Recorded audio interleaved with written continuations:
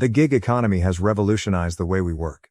From food delivery to freelance design, millions are choosing flexible, on-demand jobs. But behind the freedom and flexibility, there's a hidden cost.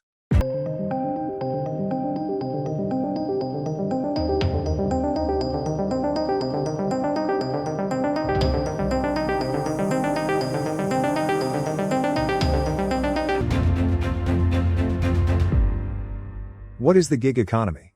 The gig economy refers to a labor market characterized by short-term contracts or freelance work as opposed to permanent jobs.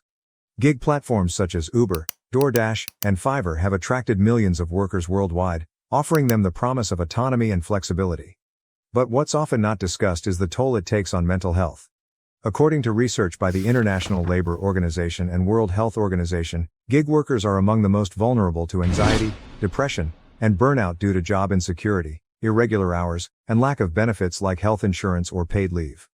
A study by the Mental Health Foundation found that 68% of gig workers experience high levels of stress, while more than half reported a decline in their mental well-being since entering gig work. Who is most affected? Able to cover their rent, their bills, or even put food on the table? This financial insecurity is a major factor contributing to their mental health issues. Why are gig workers more vulnerable? Unlike traditional jobs, gig workers often lack access to basic employee benefits such as health insurance, sick leave, or retirement plans.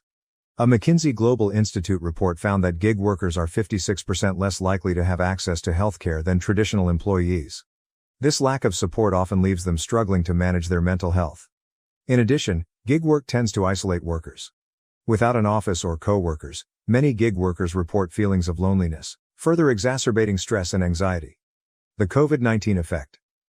The COVID-19 pandemic intensified the mental health crisis among gig workers. A report by the Brookings Institution revealed that during the pandemic, delivery drivers and rideshare workers were forced to work in high-risk conditions, without sufficient protection or support, leading to a significant increase in burnout. What needs to change? So what can be done to address this crisis? Reports by the WHO and the Fair Work Foundation suggest several solutions. Providing gig workers with access to mental health services, creating a safety net of benefits, and ensuring fair treatment on gig platforms. Organizations like the Fair Work Foundation are pushing platforms to improve working conditions and mental health support, but much more needs to be done. Some countries that have been taking steps toward improving the conditions for gig workers by revising labor laws, offering benefits, and ensuring better protections. These changes aim to make gig work more sustainable and healthier for workers, creating a more flexible and supportive environment. Here is those 8 countries: United Kingdom, Spain, France, Italy, California, USA, New Zealand, Australia, Canada.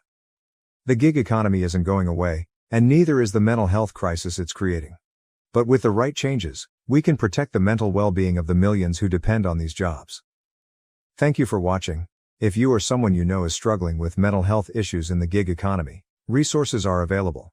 Let's work together to create a fairer, healthier future for all workers. Subscribe for more in-depth documentaries on social issues.